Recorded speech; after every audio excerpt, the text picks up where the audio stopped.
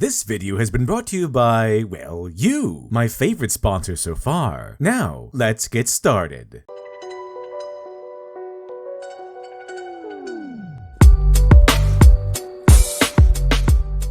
Well, hello everyone! I thought I'd take a small break from the usual style of video and ask you what some of your writing questions were. So I picked a few I thought I could adequately answer. Of course, how successful I am is up to you, but this will be kind of an experimental video, just to see how it goes. And if it seems like many of you find this kind of video interesting, I can absolutely make another. Also, each video can easily be a question on its own, but for the purposes of this one, I have decided to keep each answer summarized and digestible. Kind of a rapid fire round, relatively speaking, with the ultimate goal being to get you back or started writing as soon as possible. So, keeping that in mind, on to the questions. Question 1. How do I start a story? This question is the ever-looming specter hovering over the shoulder of every writer trying to create their next great tale. And unfortunately, this is the question that never really goes away. Even if you find the perfect start to your magnum opus, it'll make a valiant return when you start your next one. Not to mention that each specific start to each work is unique to each specific narrative. However, the situation isn't quite as hopeless as it might sound. There are some techniques that will make the decision a bit easier, and these two pieces of advice from the esteemed Kurt Vonnegut should do the trick. 1. Start as close to the end as possible. This is the first thing to keep in mind. So many stories get bogged down in prologues and information overload that we never get to the meat of the story, or rather, the audience never makes it there. Although this piece of advice might seem a little vague, the basic question posed here is, what sparks the conflict? Conflict is something that new writers tend to struggle a lot with, but it's also the beating heart of a story. To paraphrase Neil Gaiman, wherever you have conflict, you have a story. When do your characters get on that yellow brick road to seek the wizard? And, perhaps more importantly, what events pushes them there? For Dorothy, it's being sent to the wondrous world of Oz, and being tossed into conflict with the Wicked Witch of the West. So we get two. Dorothy wanting to go home, but circumstances preventing her from doing so, and Dorothy trying to survive the vicious machinations of the Wicked Witch. Your story doesn't need to begin with the Dorothy landing in Oz moment. It's reasonable to have time to set a plot and develop character before we get to the conflict. It's just preferable if we don't have to slog through mundane minutia that never connects to the central story. While the movie Wizard of Oz spent quite a bit of time with Dorothy before she's whisked away to the magical land, we also get something else, which leads us to our next piece of advice. Every sentence must do one of two things: reveal character or advance the action. While the first piece suggests where to begin, this one shows us how. Remember when I mentioned that section of time we spend with Dorothy before she begins her adventure? We see her life on the farm and the other wacky characters who work there. But as we follow Dorothy, we learn what kind of person she is, and we're introduced to the people who would become major players in Dorothy's adventures in Oz. Regardless of your own chosen starting point, or even if you're still stuck figuring out what that starting point is, this technique can help narrow down your decision. Ask yourself, are you introducing your plot? Like in the Jack Reacher movie where we see the sniper incident play out, the event that kicks off the main plot of the story. Or would you like to introduce your character, like in the movie Kill Bill, where we're introduced to a blood-spattered Beatrix Kiddo lying on the ground, while Bill looms over her, ready to shoot her in the head? Not only does this introduction spark mystery to Kiddo's character, but also shows us a moment that fuels her roaring rampage of revenge. However, even when your opening scene is as mundane as your character sitting in a coffee shop, that outing to the coffee shop should either advance the plot or reveal something personal about your character, their hopes, dreams, or perhaps internal conflict. Question 2. How to handle information overload. Research and world building are often major causes for information overload in stories, and so research and world building can be double-edged swords for an author, because in both instances, a writer feels excitement and investment in the world they're building, or the research they're doing. However, the audience does not. In the words of Jack Reacher author Lee Child, the research for me is a very strange process because I don't do any. Not for the specific book, because I believe if you research for a specific book, then that research will be too fresh and too new, and it'll stick out like a sore thumb. It would be like sitting in a lecture hall about your least favorite subject. You might appreciate the speaker's enthusiasm, but you still don't care. Unlike the speaker, you have yet to develop any investment in the topic. The same goes for the audience of a story. An author might eagerly spew out a sprawling history of a kingdom, or explain every detail of a mystical sword-forging process, but the audience won't share your excitement, because they don't share the same investment, or have any investment at all. Instead, you're more likely going going to encounter the writer's version of, "Is this going to be on the test?" Students asking this question are the ones wanting to know how the information they're listening to relates to them, since getting good grades on the test is their main goal. The main goal of a reader is to experience a good story, so while a teacher can spark a student's interest by attaching the information to a test, a writer can do the same by attaching world details and research to the main plot. A good example would be the Bell Warden story from the epic Lone Wolf and Cub. The story begins by reciting a short history of the Edo bell towers and their significance, how they became a timepiece for the people of Edo, and how life began to revolve around the tolling of the bells. We also learn that these bells serve as warning in case of war or an emergency. The Bell Warden must be strong, stalwart, and skilled. But why should the reader care about any of this? Because now we know the significance of the Edo bell towers. When the old Bell Warden begins to look for a successor, we understand why he hires the central character of the epic, Ido Agami, who is one of the best warriors in Japan, to test each of his apprentices in a vicious duel to the death, which is the main plot of the story. Suddenly, a bland history many a reader would likely never care about becomes relevant because in this case, the history of the bell towers gives us the motivation of the Bell Warden to find a worthy successor. Plus, it leads us to some cool fights. Also very important. Because the Bell Warden takes his job so seriously, his apprentices are dangerous enough to pose a serious threat to Ido Agami, which provide dramatic stakes to the narrative, and this is what holds our attention. Writers aren't given anything. They have to earn. Don't assume the audience shares the same passion you do for the things you've built, because they very likely don't. It is a test of skill and a sign of a skilled writer to spark interest in a topic that the audience previously had no interest in. Remember, the audience is there for the plot and the characters, so when handing out information, stick only to what is relevant to the plot or characters. Question 3. How do I create vivid imagery? This is where the author's artistry comes into play, and there's no one way to paint fascinating imagery with your words. But one little trick I've always found effective is to place action before reaction. And while that sounds like common sense, it's something that authors often struggle with. For example, it isn't too uncommon to find sentences like this: Julia screamed when she saw Bill's fist smash into Lance's jaw. This is reaction being written before the action. Now let's try this. Bill's fist smashed into Lance's jaw, and Julia screamed at the horrid sight. Basically, it's easy to imagine actions, and it's easier to imagine events if they occur in the order of action followed by reaction. Although it should be said that this method isn't always preferable in every situation, but the main thing to keep in mind when creating vivid imagery for your readers is to remember the 5 senses: sight, scent, sound, taste, and touch. These senses are how we learn about the world around us. I found that an effective method to bring your world to life is by appealing to the appropriate senses. For example, while a writer can say, "The hero looked up and noticed a giant ogre walking through the forest," a writer can also imagine what being in that forest would feel like. The hero could feel the ground shake beneath him. He could hear the deep rhythmic boom of the approaching footsteps. He could smell the sour odor of the savage monster. He could see the ogre's giant frame emerge from behind a tree. You might not be able to appeal to every sense in every situation, and even if you can, it might not always be the best course of action. It all depends on the situation within the story. For example, if we didn't know it was an ogre, and you wanted to build suspense, you could describe the rumbling ground and the booming sound of footsteps until your valiant hero encounters the ogre. In other words, it's easier for us to imagine the wind if you describe the rustling leaves. In the words of Patrick Rothfuss, if you imagine what life is like for other people, you'll be able to write imaginary people. If you research what life is like for other people, you'll be able to write real people. Question 4. What to do when you have multiple ideas? This problem is interesting because it's essentially the total opposite of writer's block when you have too many exciting ideas. While this might seem a blessing to some, having too many ideas can be just as demotivating as having too few. It takes time to flesh out and focus a story into reality, and when one is burdened with too many exciting choices, it can feel a little too overwhelming when your focus is torn between a multitude of different projects. This question is likely the toughest one to answer because the actual answer is up to each individual creator. It's also one I personally experience most. One thing to keep in mind when faced with a scattered horde of ideas is to find the story. I've found that many of these ideas exist as mere concepts and pieces. In fact, I've also found that in the world of fantasy and sci-fi, these concepts and pieces can often be mistaken for a story. Concepts like a cool magical system or small scenarios you think might be interesting. And while these scenarios might be interesting, they aren't stories. The story of Avatar: The Last Airbender is not about its unique martial arts-based magical system. The story is about a century-long war that the Fire Nation waged on the whole world and Avatar Aang's quest to end it. It just happens that his success involves Aang learning how to master this magical system. In other words, we learn about the world of Avatar, its people, and its magic magical system as we follow the story of Avatar Aang. Now, the next question might be, how do I find the story? And this goes back to the very first question we tackled. To find the story, find the conflict. The Fire Nation wants war, Avatar Aang wants peace. Where these two forces are opposed, you have conflict, and conflict gives us story. However, contrary to what some might think, your conflict doesn't need to be a world-breaking event or a 100-year war. Your central conflict can be something as simple as someone trying to open a school club, while some members of the faculty work to keep the new club from forming. Identify what the goal of your main character will be, then create an opposing force. And this opposing force can come from a variety of sources. From nature, perhaps a rival, maybe society, the vicious machinations of the gods, maybe the cold onslaught of technology that mankind couldn't control, or even from the hero himself. The art of storytelling can be a satisfying creative pursuit, but also overwhelming in so many ways. Creativity is fueled by dreams and ideas, but also requires discipline